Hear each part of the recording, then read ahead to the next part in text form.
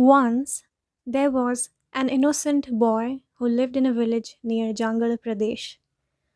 After staying apart from his bride, whom he got married in childhood for a long time, he decided to bring her back to his home and left for her village with a sword as a weapon in case he needed. He walked through the hot desert carrying a huge and heavy sword of iron in excitement.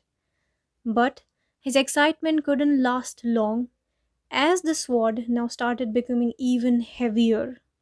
He walked, walked, and walked until he felt extremely tired and had to stop. He looked at that shiny, sharp sword with a disinterested face and decided that he should leave that bulky thing there only. If he wanted to walk, then he really needed to get rid of that too heavy weapon to hold.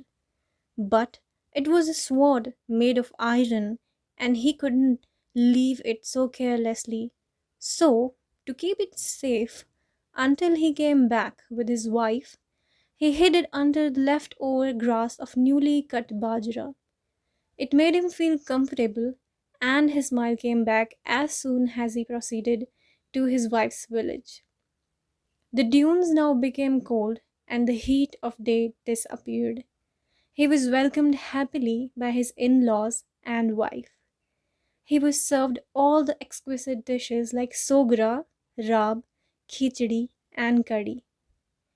Next day, he left with his wife for his village in the morning and walked until the sun reached their heads. The dunes were as hot as lava, and the dry air, which is known as loo in Rajasthan, was flowing through the ears. The boy stopped at the same place where he had left his sword and moved his hand through the dry grass. He took out his sword and saw that it was so different than what he had left. The sword looked smaller and weird, and of course, nothing like a sword. And why it would? The heavy iron sword was replaced by someone with a sickle. A sickle is a small tool with a wooden handle.